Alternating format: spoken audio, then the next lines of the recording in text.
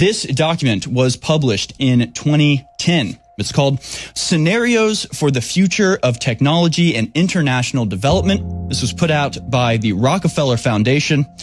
This first scenario is called Lockstep. In 2012, the pandemic that the world had been anticipating for years finally hit. Even the most pandemic-prepared nations were quickly overwhelmed when the virus streaked around the world, infecting nearly 20% of the global population and killing 8 million in just 7 months. The pandemic also had a deadly effect on economies. International mobility of both people and goods screeched to a halt, breaking global supply chains. Even locally, normally bustling shops and office buildings sat empty for months, devoid of both employees and customers. Even in developed countries, containment was a challenge. However, a few countries did fare better, China in particular. The Chinese government's quick imposition and enforcement of mandatory quarantine for all citizens, as well as its instant and near hermetic sealing off of its borders, saved millions of lives, stopping the spread of the virus far earlier than in other countries and enabling a swifter post-pandemic recovery. It's a plan, folks. It's all a plan. This is all according to plan. Highly intrusive real-time tracking of a largely compliant population.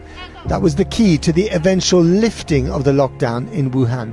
China did a lot of things right. Some countries did respond very quickly and get their testing in place, and they avoided the incredible economic pain.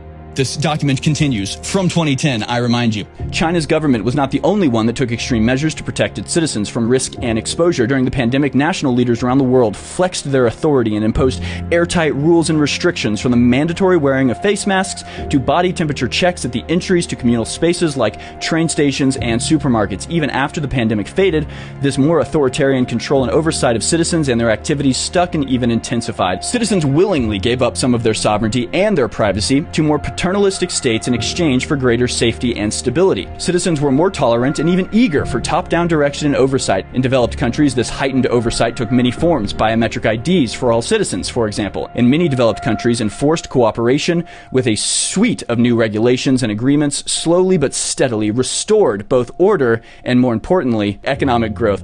Isn't that uncanny? Isn't this incredible that in 2010 they were predicting that this exact thing would happen? I mean, sure, you can go back to Event 201. Now let's talk about a little thing called Event 201. The Johns Hopkins Center for Health Security, in partnership with the World Economic Forum and the Bill and Melinda Gates Foundation, hosted Event 201, a high-level pandemic exercise on October 18th, 2019 in New York, New York.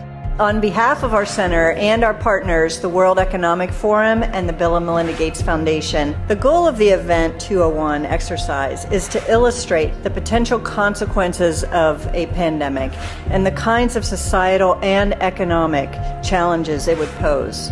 They're running a simulation of what they think would happen and what their response to a pandemic outbreak would be. Again, this simulation that they're running happened in October of 2019 and was about the coronavirus. When they say CAPS in this video, they're talking about the coronavirus. They knew what the outbreak would be 3 months before it actually happened. Are they just that good at guessing? I'll leave it up to you to decide. CAPS is a serious respiratory disease. More than half of the recognized cases have required hospital care, creating a huge strain on healthcare systems. Some people only exhibit mild flu-like symptoms, not requiring treatment in a hospital. Alarmingly, those people are able to walk around and spread the virus, not realizing they are doing so. Global health experts have highlighted that dis and misinformation are wreaking havoc on the CAPS response. How can governments, international businesses, international organizations ensure that reliable information is getting to the public and prevent highly damaging and false information, to the extent that's possible, about the pandemic from spreading and causing deepening crisis around the world? Twitter and Facebook are reporting they've identified and deleted a disturbing number of accounts dedicated to spreading disinformation about the outbreak. To me, it is clear countries need to make strong efforts to manage both mis- and disinformation. This is a huge problem that's going to keep us from ending the pandemic and might even lead to the fall of governments. If the solution means controlling and reducing access to information, I think it's the right choice. Is anyone else feeling a little bit incredulous? It's just a rather odd coincidence, is it not, that you would know exactly which virus it was and exactly what you needed to do to prevent disinformation and misinformation. If you come out and say, hey, it looks like this was awful planned, what do you think they're going to do? They're going to come in and go, this is the type of disinformation we were talking about. This is the type of misinformation we need to protect against. This is all planned. They have the rollout planned out perfectly, and the hubris, the confidence that they have in their ability to control humanity, that they think that they can just do it completely openly. The issues we will be dealing with over the next hours may be tabletop exercises today, but they address real and critical threats which we at WHO take very seriously. I fully expect that we will be confronted by a fast-moving, highly lethal pandemic of a respiratory pathogen. Many countries will be affected at the same time. This is particularly true with the respiratory pathogen, as they are often transmitted by asymptomatic persons. I think an epidemic, either naturally caused or intentionally caused, is the most likely thing to cause, say, 10 million excess deaths. There is no question that there will be a surprise outbreak. Today, the greatest risk of global catastrophe doesn't look like this. Instead, it looks like this. If anything kills over 10 million people in the next few decades, it's most likely to be a highly infectious virus. You gave this chilling warning that the world was in danger at some point of a major pandemic.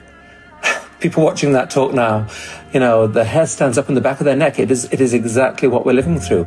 This is not a case of random events that's going on now. This is the culmination of a vast amount of time and preparation to reach this point. Everything was in place before they pressed the button on 2020.